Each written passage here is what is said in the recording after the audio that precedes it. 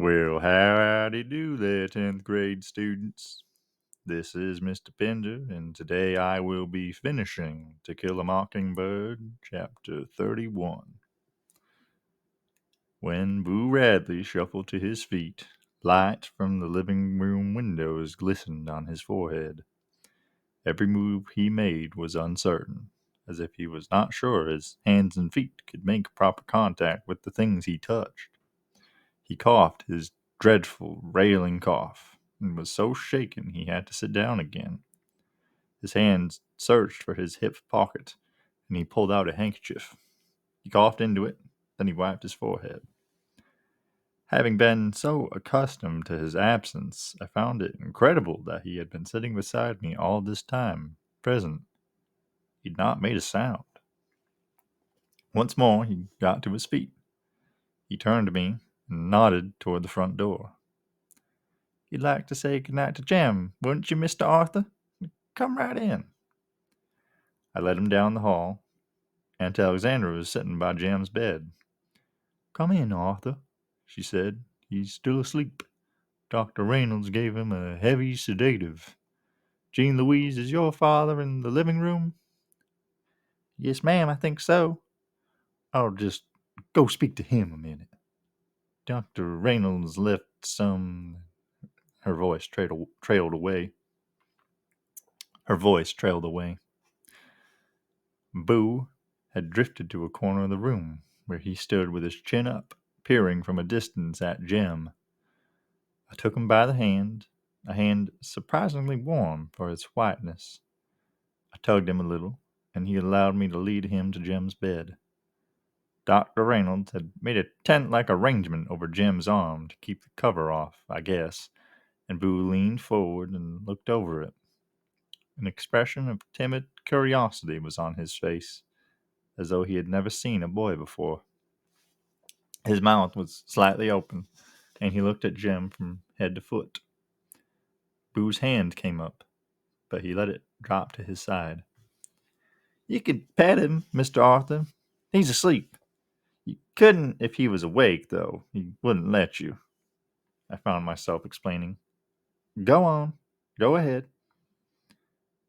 Redo that. "You can pet him, Mr. Arthur. He's asleep. You couldn't if he was awake, though. He wouldn't let you," I found myself explaining. "Go ahead." Boo's hand hovered over Jem's head. "Go on, sir. He's asleep." His hand came down lightly on Jem's hair. I was beginning to learn his body English. His hand tightened on mine, and he indicated that he wanted to leave. I led him to the front porch, where his uneasy steps halted. He was still holding my hand, and he gave no sign of letting me go. "Will you take me home?"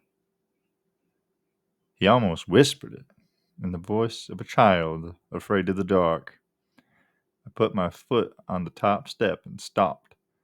I would lead him through our house. I would lead him through our house, but I would never lead him home. "Mr. Arthur, bend your arm down here like that. That's right, sir." I slipped my hand into the crook of his arm. He had to stoop a little to accommodate me, but if Miss Stephanie Crawford was watching from her upstairs window, she would see Arthur Radley escorting me down the sidewalk, as any gentleman would do. We came to the streetlight on the corner, and I wondered how many times Dill had stood there hugging the fat pole, watching, waiting, hoping.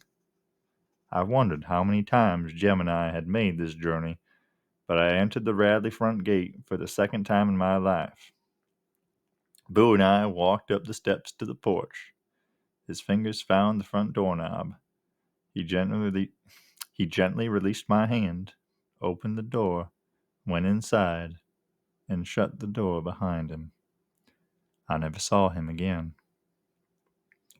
Neighbors bring food, with death, and flowers with sickness, and little things in between. Boo was our neighbor.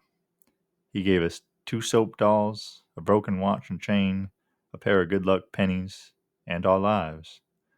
But neighbors give in return. We never put back into the tree what we took out of it. We had given him nothing, and it made me sad. I turned to go home. Streetlights winked down the street all the way to town. I had never seen our neighborhood from this angle. There was Miss Maudie's, Miss Stephanie's, there was our house. I could see the porch swing. Miss Rachel's house was beyond us, plainly visible. I could even see Mrs. DeBose's. I looked behind me. To the left of the brown door was a long shuttered window. I walked to it, stood in front of it, and turned around. In daylight, I thought you could see the In daylight, I thought you could see to the post office corner. Daylight. In my mind, the night faded. It was daytime, and the neighborhood was busy. Miss Stephanie Crawford crossed the street to tell the latest to Miss Rachel. Miss Maudie bent over her azaleas. It was summertime, and two children scampered down the sidewalk toward a man approaching in the distance. The man waved, and the children raced each other. The man waved, and the children raced each other to him. It was still summertime, and the children came closer. A boy trudged down the sidewalk, dragging a fishing pole behind him. A man stood waiting with his hands on his hips. Summertime, and his children played in the front yard with their friend, enacting a strange little drama of their own invention. It was fall, and his children fought on the sidewalk in front of Mrs. DeBose's. The boy helped his sister to her feet, and they made their way home. Fall, and his children trotted to and fro around the corner, the day's woes and triumphs on their faces. They stopped at an oak tree, delighted, puzzled, apprehensive. Winter, and his children shivered at the front gate, silhouetted against a blazing house. Winter, and a man walked into the street, dropped his glasses, and shot a dog. Summer, and he watched his children's heart break. Autumn again, and Boo's children needed him. Autumn again, and Boo's children needed him. Atticus was right. One time he said, "You never really know a man until you stand in his shoes and walk around in them." Just standing on the Radley porch was enough. The street lights were fuzzy from the fine rain that was falling. As I made my way home, I felt very old, but when I looked at the top of my nose, I could see fine misty beads, but looking cross-eyed made me dizzy, so I quit. As I made my way home, I thought, what a thing to tell Jem tomorrow. He'd be so mad he missed it, he wouldn't speak to me for days. As I made my way home, I thought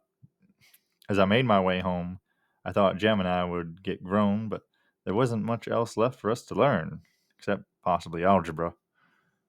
I ran up the steps and into the house, and Alexandra had gone to bed, and Atticus's room was dark. I would see if Jem might be reviving. Atticus wasn't in Jem's room, sitting by his bed. He was reading a book. "Is Jem awake yet?" "Sleeping peacefully. He won't be awake until morning." "Oh, are you sitting up with him?" "Just for an hour or so. Go to bed, Scout. You've had a long day." "Well, I think I'll stay with you for a while." "Suit yourself," said Atticus. It must have been after midnight, and I was puzzled by his amiable acquiescence. He was shrewder than I, however. The moment I sat down, I began to feel sleepy. "What you reading?" I asked. Atticus turned the book over. "Something of Jem's, called The Gray Ghost." I was suddenly awake. "Why'd you get that one?" "Honey, I don't know. I just picked it up. One of the few things I haven't read," he said pointedly. "Read it out loud, please, Atticus. It's real scary." "No," he said. "You've had enough scaring for a while. This is too—" "Atticus, I wasn't scared." He raised his eyebrows, and I protested. "Leastways, not till I started telling Mr. Tate about it. Jem wasn't scared. Asked him, and he said he wasn't. Besides, nothing's really scary except in books." Atticus opened his mouth to say something, but shut it again. He took his thumb from the middle of the book and turned back to the first page. I moved over and leaned my head against his knee. Huh, he said. The Gray Ghost by Secretary Hawkins, Chapter 1. I willed myself to stay awake, but the rain was so soft, and the room was so warm, and his voice was so deep, and his knee was so snug, that I slept. Seconds later, it seemed, his shoe was gently nudging my ribs. He lifted me to my feet and walked me to my room. Heard every word you said, I muttered. Wasn't asleep at all. It's about a ship and three-fingered Fred and Stoner's boy.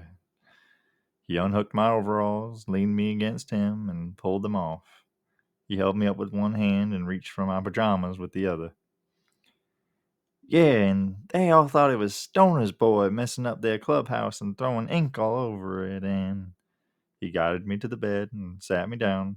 He lifted my legs and put me under the cover.